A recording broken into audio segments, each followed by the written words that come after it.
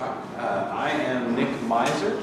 I just recently completed my PhD in anthropology at Texas A&M University. And before I jump into this, preface by saying that I am not primarily a LARPer. My first LARPing experiences were at this conference. I kind of swam in the LARP sea a little bit in terms of interacting with people, but so I'm not going to try and position myself as a LARPer. And in my scholarship, I've entirely looked at tabletop games. So what I'm offering here is kind of a look at some of the things that I've encountered in tabletop, and I have some spots where I'm going to kind of point towards how I think this might connect, but I kind of leave you all as people who know a lot about LARP to identify some of the connection points. And now, as an anthropologist, one of my jobs is one of my favorite definitions of anthropology is to make the familiar strange and to make the strange familiar. And you're familiar, I mean, you think of anthropologists as dealing with that on a macro cultural level of hunter-gatherer societies versus state societies and making familiar and strange those ways. But one of the things I'm hoping to do today a little bit is that in terms of tabletop, I specifically focus on players who would identify as old school or being part of the old school renaissance. So just to get a sense of the room, how many of you have played what you would call as a traditional tabletop role-playing game? And how many of you have done so in the past year? Okay, so there's some maybe difference there. And so in the sense that to the side of you that's an actively engaged traditional role player, I want to complicate, and just a gamer in general, I want to make strange a little bit like what it is that we do when we game. And then on the flip side of that, there are ways in which old school gamers are strange to people who don't primarily do old school gaming, and I want to try and make some of the weirdness of old school gaming familiar and point out some possible connection points to other types of gaming. So and I'm presenting my dissertation here, which means that this is going to be I'm aiming for teaser trailer, but I think it's going to be a little bit of fire hose. So I'm just going to be jumping through some things really quickly. The question in my research that I look at is how players create, cultivate, and experience imagined worlds through play, and I focus very closely on worlds as opposed to narrative or character as something that's worth exploring and we don't understand as well as we think we do. And I look at that through phenomenologically informed anthropology. That's something I want to, in phenomenology there, I just mean, in one of the keynotes we just had, someone talked about being reflection experts. I think it was Gabriel. And so that's kind of a good summary definition of what I think when I think of phenomenology. Someone who's very good phenomenology is really very good at helping us carefully reflect on the nature of our experience, and experience in the broadest total sense of everything that presents itself to our experience, internal reflections, outside experiences, and trying to not think about the difference between those. This is based on 4 years of ethnographic research. Kind of jump through briefly here. I'm not going to spend too much time on the methods, but I did interviews and game recordings. I transcribed a lot of games. I had 41 interviews and 11 game sessions that I recorded from 2011 to 2015. And the summary takeaway is that one of the things I found is that one of the things we're doing is navigating the tensions between rationalized disenchantment of modernity, and I'll define that, and the enchanted experience of imagined worlds in particularized ways. So in Disenchantment there, I'm drawing on some ideas from Max Weber, who's a sociologist, who says that when the world in modernity became quantified, everything became bureaucratized, that challenges our experience of an enchanted relationship with the world, one that promotes a sense of awe and wonder. And so that there's techniques that have developed in modernity, people who are wanting to bring enchantment back into that. It's something that from Weber's perspective, we can't escape that iron cage entirely, but it's something that we're continuously working to do. So the 3 case studies I have are Gary Con in Lake Geneva, Wisconsin, and there I want to talk about the enchantment of temporal experience. In Denton, Texas, techniques and ontologies of enchantment, looking at particularized ways that this enchanted relationships with worlds can develop. And then lastly with New York and Connecticut, dwelling in enchanted worlds over long periods of time and how that shapes our experience. So Gary Con, Lake Geneva, Wisconsin. After Gary's death in 2008, some friends and family gathered together after the funeral to play games and decided what they wanted to do was to have a convention which would serve as a living memorial to Gary's life. And they described this as, the motto is celebrating a life well played.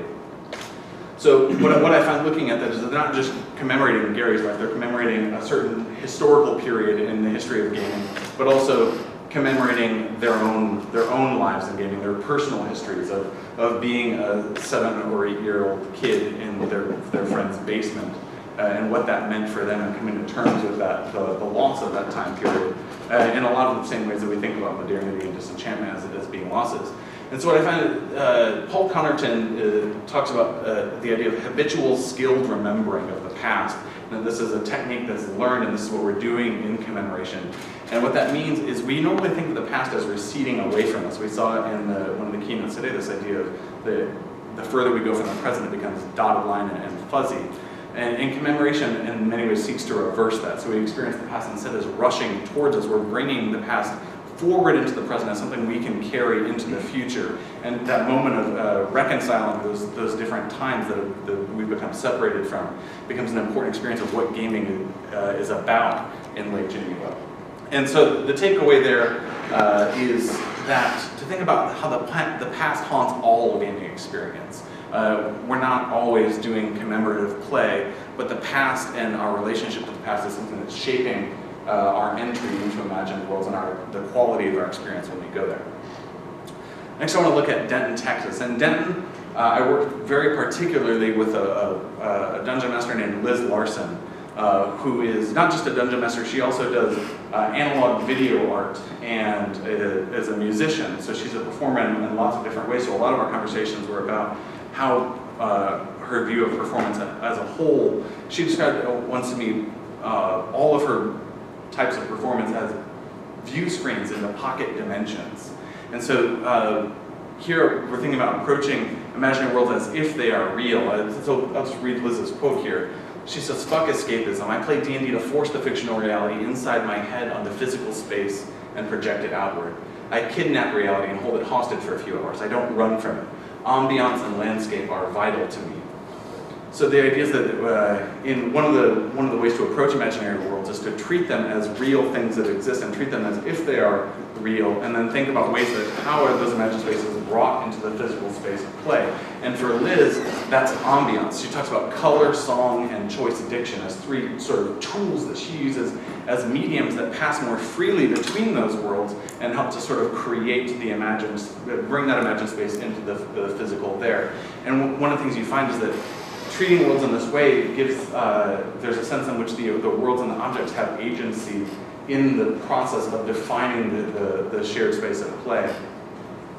So you can look at how the characteristics of the world as they establish interact with the players and how the players interact with those imagined spaces as they're brought into the physical space through the use of ambiance. And one of the takeaways here is that to jump immediately to the question of story or to character is to ignore the complex middle steps of assembling a world whose events can be narrativized, or a world in which characters can exist. And now the world is going to be in different degrees of focus depending on the experience that a game is pursuing. In some games, the world is experienced as very loose and not defined kind of shadowy borders because that's not the focus of the experience.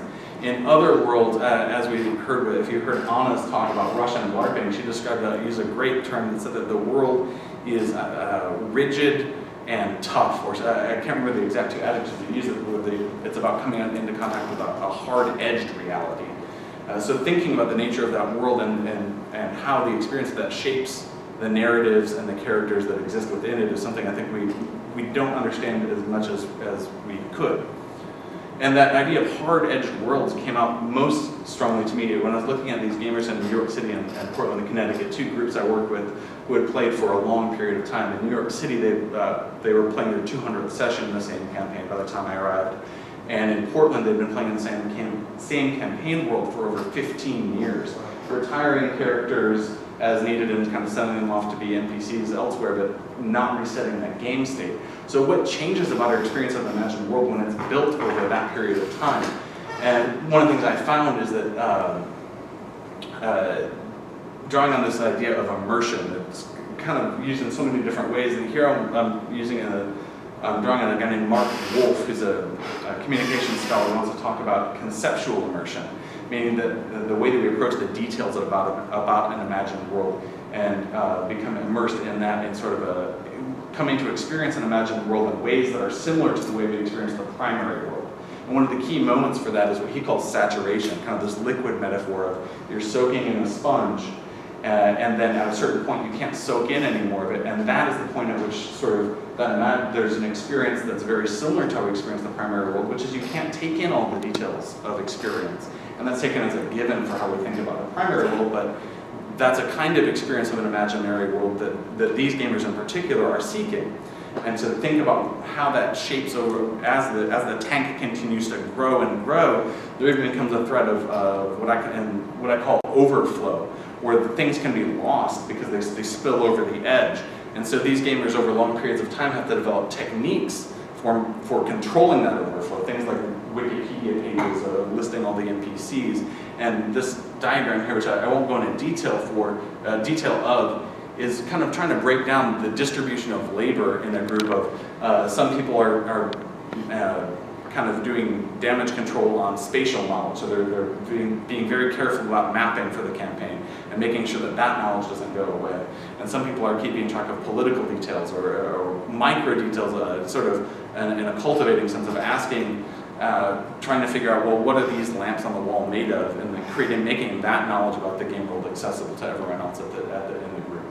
And so the cool thing that happens is as this distribution of labor happens, that the person who's keeping track of spatial knowledge, for them that's an active task that they are doing to cultivate that world. But for the person who hasn't cultivated that spatial knowledge, those details now can become details about the world that are thrust upon them in much the way the same way that details about the world we forget are thrust upon us in the primary world. So that if I forget about this table, I can still bump into it. And that's an experience that you have to do certain kinds of things technique-wise to interact with an imagined world and to experience an imagined world in that way. And what this leads me to, when I'm trying to think about what does this mean for our interaction with the world, I found Heidegger's concept of dwelling. Heidegger's a phenomenologist that I don't know a lot about. I don't want to position myself as a phenomenologist here, and I know that there are people in the room that know a lot more about that than I do. But Heidegger has this idea that the human way of being in the world, he calls dwelling, is to remain at peace within the free sphere that safeguards each thing in its essence. If you think of having a truly human connection with a space, a lot of that involves just letting the space be itself and helping it to continue to do that. So there's a kind of a conservationist ethic a lot to Heideggerian dwelling. So one of the phrases that came out when I was working with these gamers was that they believed that the responsibility of the dungeon master in these groups was to treat the world responsibly and accurately, which is just a sort of another way of saying you've got to let that imagined world evolve according to its own principles, and to all of the players involved are wanting to cultivate and let that imagined world kind of exist on its own as something that's a product of all of their contributions, interacting with the dice and the rules and everything that they've got, so that but the final product is something that's bigger than any of that and separate from any of it. And to be able to interact with that is a special experience that they've had to cultivate very specific ways of thinking about what they do, or sometimes not even making those cognizant, but they're still having these learned behaviors of techniques that are allowing them to interact with this imagined world in a particular way.